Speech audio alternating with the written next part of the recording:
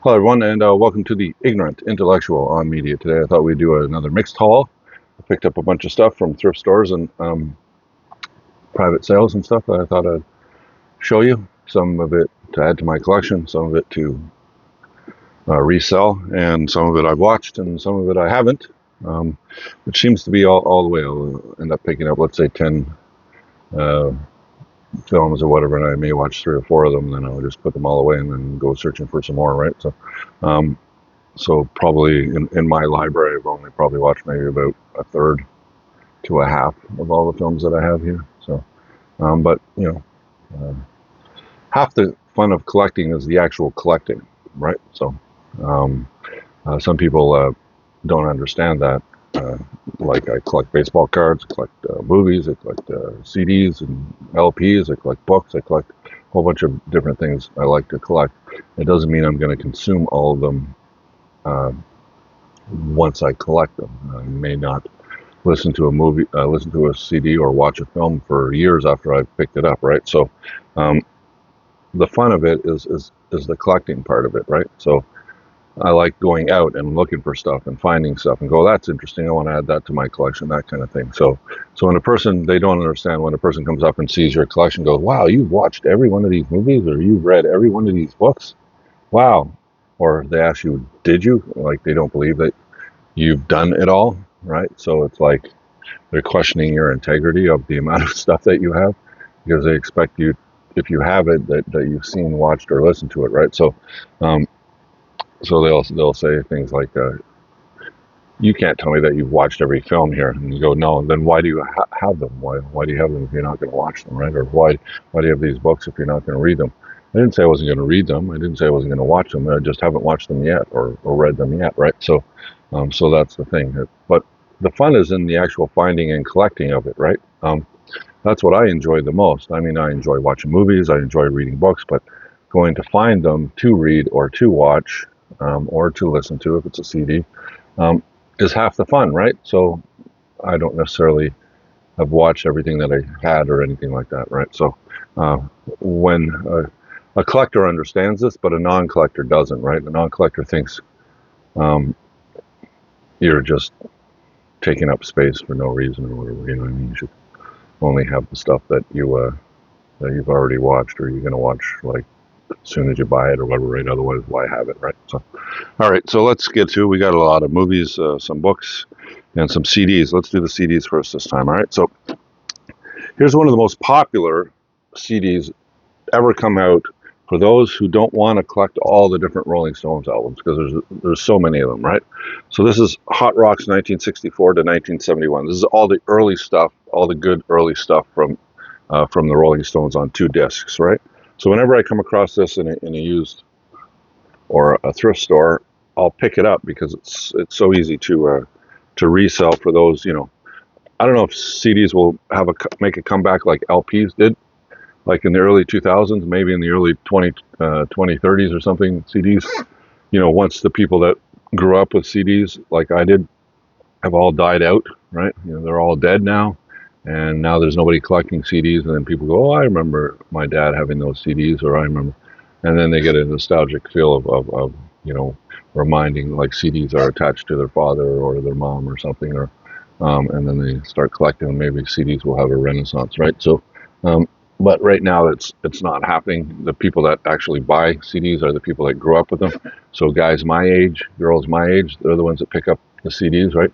Every time I sell a CD, the person I'm selling it to is in their 40s, 50s, 60s, that age area, right? They're not in their 20s usually, right? Unless it's a gift for their dad or their mom or whatever, right? So once we all die out, I don't know how popular CDs will be, right? Because with the younger generation, it's all streaming, right? It's all Spotify or iTunes and that kind of thing, right? But maybe there'll be a renaissance like it is with the record industry, right? With all the LPs, right? So, but until then, until we're all still alive, this is a popular thing to resell. So I picked that up. I already have it in my collection. I also have this one in my collection. This is Leonard Cohen's Various Positions, probably maybe his fourth best CD. You have like the songs of Leonard Cohen, Songs of Love and Hate. Those first albums were really good. Songs from a Room. So those three early CDs are really good. And then he had that 80s CD that was really good, I'm Your Man. That was such an outstanding CD that he put out. Like, you're used to his early 60s, late 60s, early 70s stuff or his quality stuff. But then, bam, he puts out, I'm Your Man. And that is an awesome CD. If you don't have that album, pick it up. And this one probably comes right after that. Now, this one came out in 84. So it's the one that I think came out just after or just before I'm Your Man, and this is really good as well. This is the one that has Hallelujah on it. The song that so many, like Katie Lang, so many people have covered that song. But the best one is probably, what was his name? He only put out one CD, and then he died. He was the son of a famous singer as well, Jeff Buckley. Jeff Buckley's Grace. If you don't have that CD or that album, pick that up. That's really good. It has the best rendition of Leonard Cohen's Hallelujah, but he has Hallelujah on this one, right? And it's very good. His version is very good as well. All right. So that's Leonard Cohen. Then I found this one. You can tell this one has been passed around a lot. All right. Because of the age of the actual CD case. The plastic of the CD case is cracked and all dusty and everything, but the CDs themselves are in really good condition. So basically, this is Deep Purple's Live in London in 1974. Two CDs of this band. Now, Deep Purple's probably their best live album is the one that they did in Japan, Made in Japan. I keep calling it Live in Japan, but it's actually called Made in Japan, and that one's really good because it had a lot of the Deep Purple songs on it that we know, like Highway Star and Smoke on the Water and that kind of thing, right on it, but live. And for some reason, they sound really better live than they do in the studio. It's incredible. Usually, it's the opposite. You have an engineer like manipulate your music to make you sound better, and then when you go on live, you're not as crisp and you're not as good as you are in the studio because of the manipulation, right? But Deep Purple, not a band like that. Their live stuff is extremely good. All right.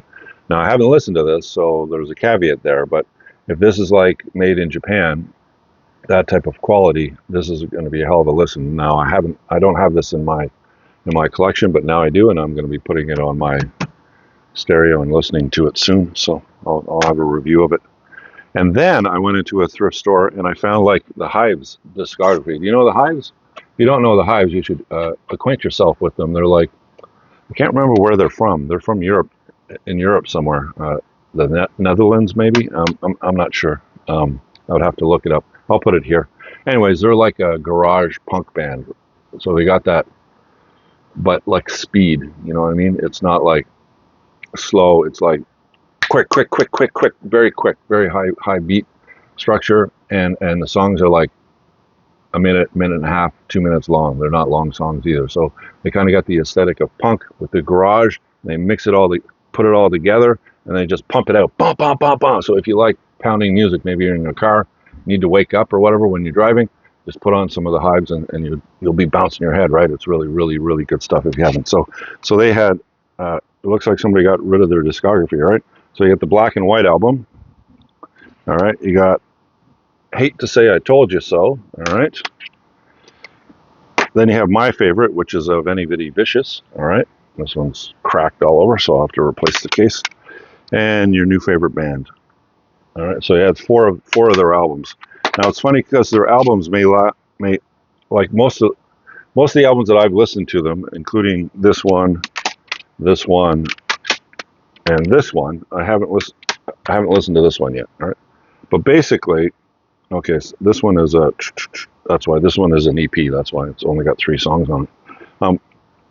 But these 3, I think they're under 30 minutes. Each one of the albums are like around 30 minutes or less, right? So they're not like 40, 45, 50-minute long albums because they'll put like 12, 14 songs on an album, but because each one of them is like 2 minutes long, it's going to be like a 28-minute CD, right? So they're quick, they're fast. You could probably take like 3 or 4 of their albums, put it together, and listen to one long album, right? Of like maybe like an hour and a half or something like that, and just listen to the pounding, listen to Boom, boom, boom, boom. It's really, really, really good stuff if you haven't listened to the Hives.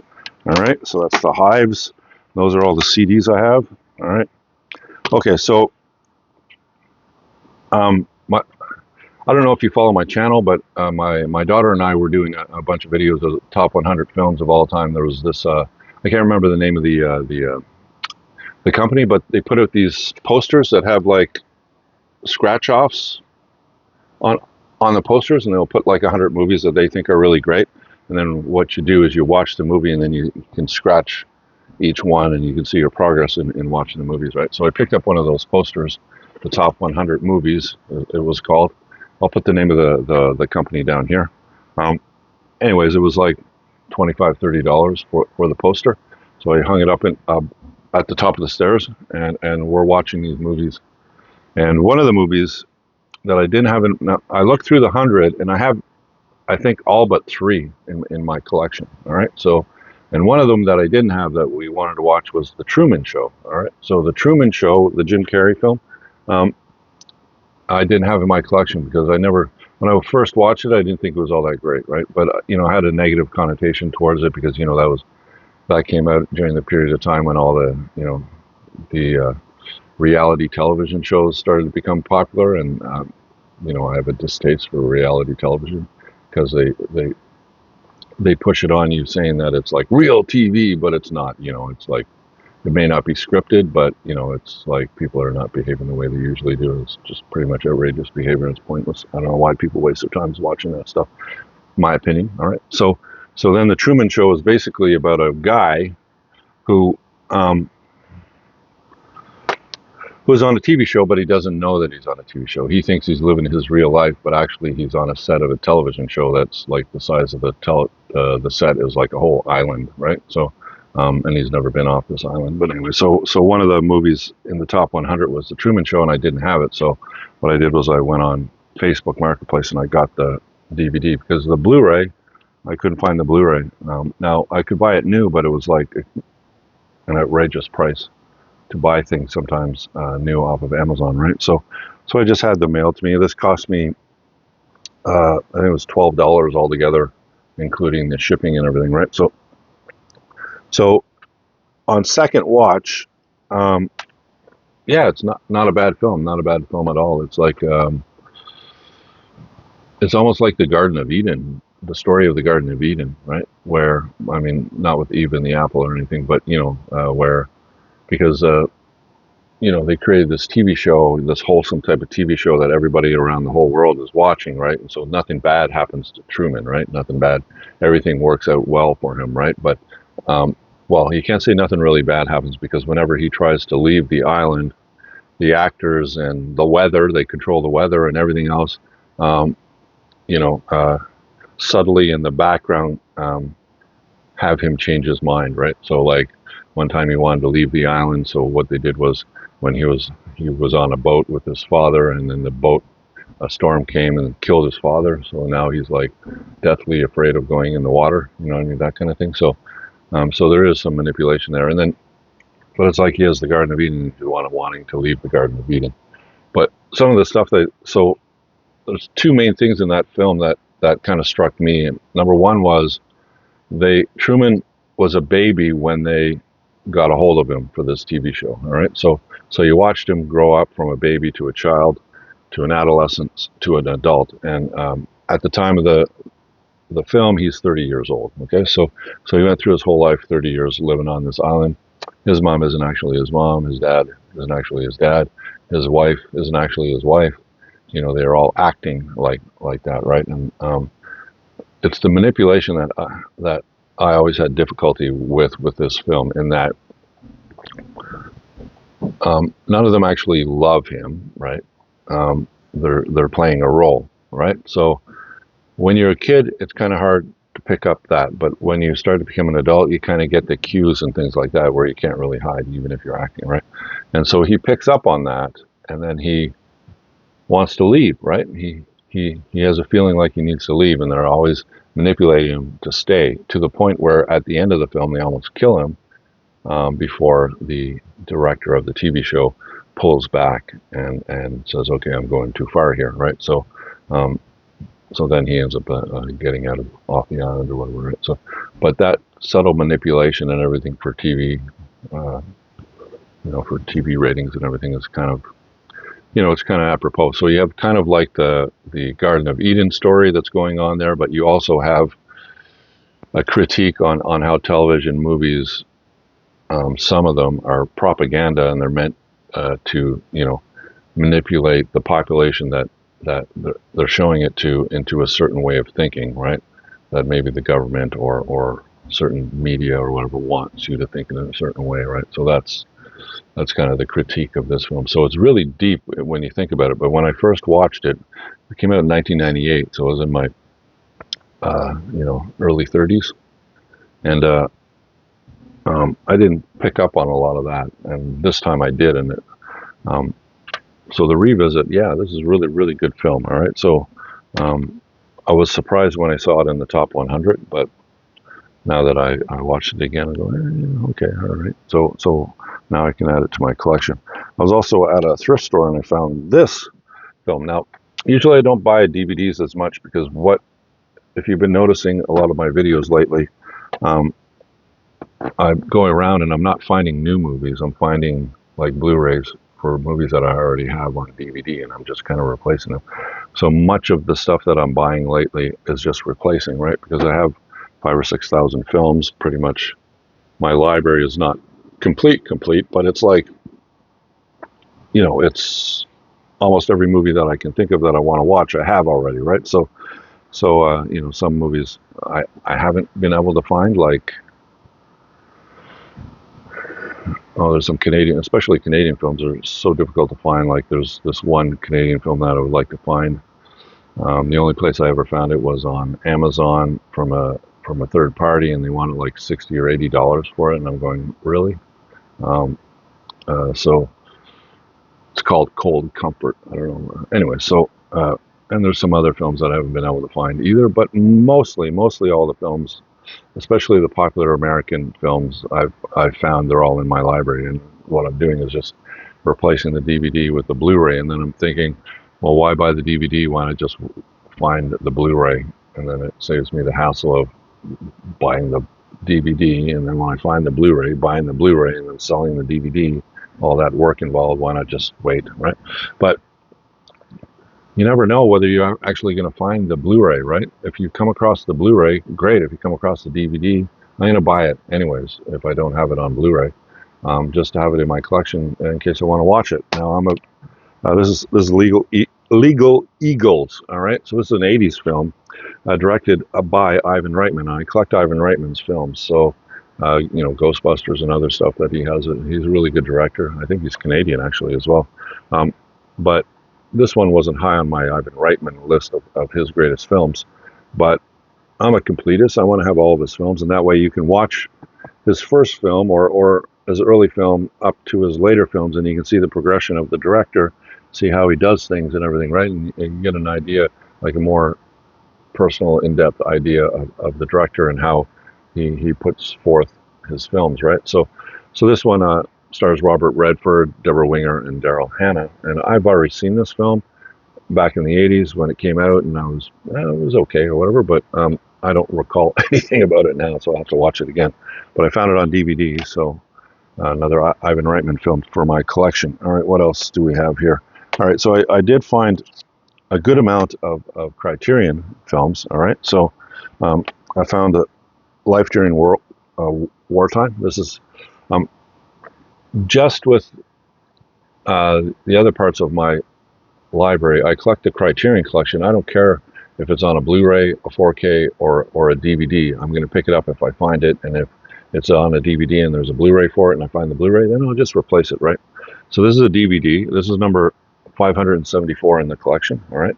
And I found it I mentioned in a previous video that I would go on Facebook, and they have these groups that you can join. One of them is Criterion Canada, so I joined that group, and I've been picking up films off of that because Facebook Marketplace is mostly just local, right? So with the Criterion Canada thing, you have Facebook Marketplace all across Canada, and people will put up ads on that, and then you can contact them where you wouldn't even see the ad if it wasn't you joining that group, right? So, so I found like at least 10 Criterion Collection films uh, through that group. All right. So one of them was Life During Wartime, number 573, and then we have this Weekend. This is number 622 in the collection. All right. Another DVD. And then we had some Blu-rays. So we have Wings of Desire. This is number 490. All right. We have Fish Tank, which is number 553. All right. We have The Bridge. It's number 763. All right. And It Happened One Night. And this is the film that I watched. Out of all those films, this is the one that I've watched so far. All right. And this one, a very, very good 1930s film starring Clark Gable and what's her name? Claudette Colbert. All right. So, black and white film. Basically, that film is kind of like a romantic, kind of screwball, but not really. They didn't really get into the screwballiness of the screwball films. If you've watched screwball films, you understand the kind of outrageous, screwy type of stuff that's going on in those. They don't go to that extent in this film, but there are kind of elements of it. Basically, it's about a rich socialite woman whose father has kind of kidnapped her. She's an adult, right? Kidnapped her and has her on his boat in Miami, not letting her leave because she, on a whim, married this dude from New York or whatever, right? I can't remember the circumstances of how they met, but whatever the circumstances, they had met, and then bang, she's kind of like a closeted woman like they are back in the 30s, where they don't have much relationships with men or whatever, and so then this is like the first man she ever met without her father being around or whatever, and they kind of fall in love, and then they get clandestinely married, and then he kind of grabs his daughter and puts her on the boat and says, no, I don't agree with this marriage, you're never going to see this man again, that kind of thing. So what she does is she jumps off the boat and swims and then escapes, right? So she's escaping from her father. Her father hires private detectives and everybody else to go searching for her, and she goes on the road to go from Miami up to New York. And during the trip on the bus, she meets Clark Gable, who's a reporter for a newspaper who just got fired, and he sees her and realizes who she is and says, hey, this would make a great story of what she's doing, right? So he kind of hangs with her and be's kind of like her protector and leader to get her up north, right? So they travel on buses and however else they get up north, but by the time they get to New York, they've fallen in love with each other, right? But then there's a twist at the end that kind of screws it up. But anyways, I won't ruin the film, but it's that typical romantic comedy, right? So but the difference between how a man behaves in this movie in the 1930s and let's say in the 1980s with, let's say, well, think of anything, any type of romantic comedy of guys from like the 1980s on, and you see a turning of how they behave. In the early films, you see how they take charge, and women are like secondary, and they should do what they're told. They're almost like children, right? And but their childish charm is what attracts a man, right? Is like their damsel in distress kind of a way of thinking is kind of attractive to men back then, right? And then in the 80s and 90s and everything, it's like women are more independent. And it's kind of like a back and forth kind of thing more. It's less dependent and leader and follower kind of thing, right? So so you can see the differences even in the film, right? So anyways, it was a fun film to watch. It was quite good. It's black and white. They restored it, but you can it's like in a 4:3 format, and even with the restoration, there's it's from the 1930s, right? But overall, it was quite a good film if you haven't watched it. And it's one of Frank Capra's films. Now, right now they're selling this. I'll show it up on screen. They're selling this box set of all these Capra films. I'm thinking about buying, but it's like almost $200. I'm going, you know what I mean? It's like on Amazon. I mean, it's like a collection of Frank Capra films. I'm like, oh, I really want to buy that. So we'll see if I sell a bunch of stuff and I end up having enough money to buy it. I may buy it and then make this kind of obsolete, but I'll end up still keeping it because it's number 736. So what I'm trying to do I've mentioned it in previous videos, is to get the first 1,000 of the Criterion collection. See if I can get all. I'm up to about 600 of them now. So that's the Criterions I found. I also found this, which is SOS, When the Levee Breaks. This is a Spike Lee film on HBO. It's like a really long film. It's like four discs, right? Sorry, 3 discs, right? In 4 parts. It's a 4-part documentary on Hurricane Katrina. All right, so, and it's all on DVD. Nice hard box set for it and everything. And I collect Spike Lee films, so I picked this up for like $5. Not bad. And if I ever see it on Blu-ray, I'll pick that up as well. Another one of the films in that top 100 list that my daughter and I are watching is the first Mad Max film. All right, so I took this off my shelf and I watched Mad Max. If you haven't watched Mad Max, you should watch it. It's quite good, an Australian film about a police officer, a highway patrol kind of guy, and this is in like a dystopian future in Australia where these gangs, motorcycle gangs, and race criminals who like use the highway to like speed and everything, and then you have these highway patrol police officers trying to catch them. And, it's all mayhem and everything else, anarchy and everything that's going on. And you have Mel Gibson in one of his first roles as one of the guys, and he has a wife and daughter, and this gang, puts her in the hospital and kills his daughter, or was it a son? Anyways, kills his child, and then he goes crazy and gets on the highway and kamikaze Mad Max going to kill all these guys, right? So it's quite a fun film. There was 2 sequels, and then there was a remake later on, and then another one. So altogether, there's like 5 Mad Max films.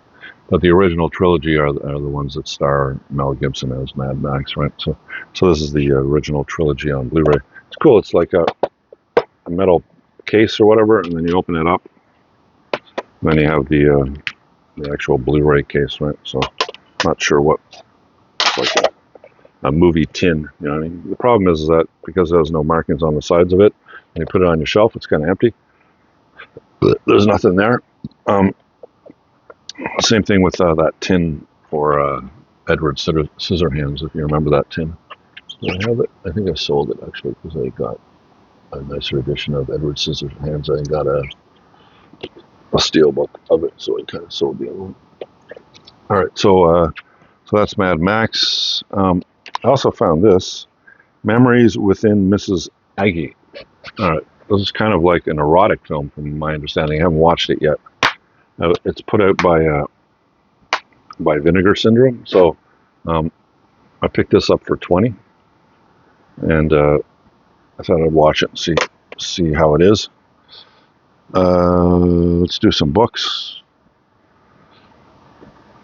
All right, I found 3 of the Balzac film in French. 3 Balzac. We got Le Peau de Chagrin, Le Colonel Chabert, and Le Périgord, his most famous, one of his most famous novels or whatever, right? So these are the what do you call them? The folio, French folio editions. They're quite popular, and when I collect French literature, it's always from French. It's not translated into French. It's French literature. Balzac was a Frenchman, and he wrote in French. And whenever I come across these type of paperbacks, they usually sell okay. So I picked them up. All right, and Saint Francis of Assisi. All right, so this book is about him. Him and Saint Augustine are 2 of the more popular figures in Catholicism and in Christianity to be read. So that's for resale. The Handmaid's Tale, one of the greatest dystopian novels of all time, about a future world where women have lost the ability to get pregnant and give birth, and there's only a small percentage of women who still can do it, and they all end up being enslaved as handmaids to rich people, all right, to give birth to children for the rich people. All right, it's quite an interesting book if you have not read it. The Time Machine, that book by H.G. Wells, about the guy going into the future where you have an underground group of people and an overground group of people, and the overground group of people feed off of the underground people, or the opposite way. Can't remember. It's been a while since I read the book, but it's kind of a creepy science fiction book. All right. And we got Heart of Darkness, about traveling up to Congo, and Colonel Kurtz, who's like a crazy man who's turned himself into a god inside the jungle, and American or British forces are going up on a boat to go capture him or kill him or whatever. It was the one. This is the book that Apocalypse Now is based on, but they ended up moving it from Africa into Vietnam.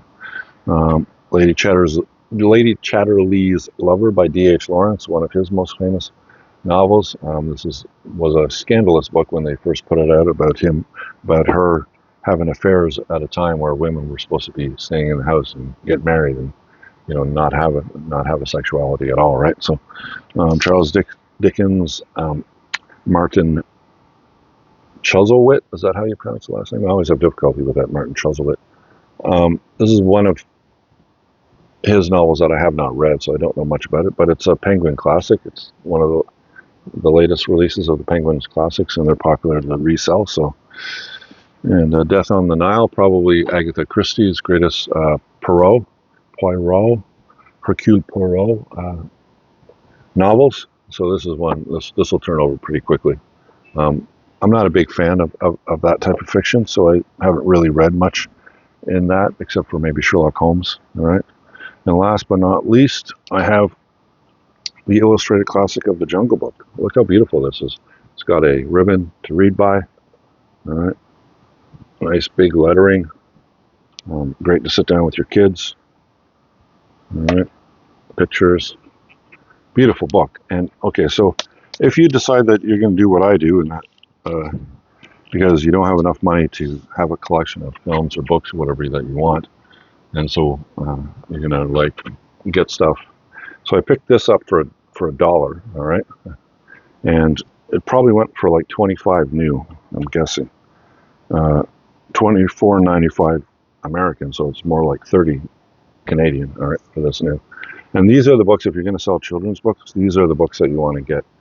There's so many books, children's books that are put out of the classics or whatever, and you buy them and you can't resell them because they're those hardcovers. I don't know. Most popular ones I see all the time are the Dr. Seuss ones. They don't have a dust jacket to them, but they're kind of hardcover. They're kind of like this one's hardcover, but it has a dust jacket. But these ones are kind of shiny hardcover, where they make the hardcover look like a dust jacket, you know what I mean? But there is no dust jacket to it. Those ones are very difficult to sell, all right? But when you get a book that's like a book, like this one here, where it's got a dust jacket, it's a hardcover book, it's really nicely made. You can resell these for a good amount, even if they are children's literature, all right? But those are the ones you want. You want the big ones with dust jackets, look really nice. They don't have like that plastic hardcover version to it, right? You want it to look like a regular book, right? Not a book that they built so that when children read it, they don't destroy it, kind of thing. These are the only kind of ones that you want to pick up. You can pick up like the paperbacks or the softcover ones as well, but the hardcover ones that don't have a dust jacket, avoid them like the plague, because they're really hard to resell most of the time. All right, and that's everything that I have today. Right? So you have a great day. If you like the video, leave a thumbs up. Think about subscribing. I'd appreciate it. And I'll talk to you in my next video.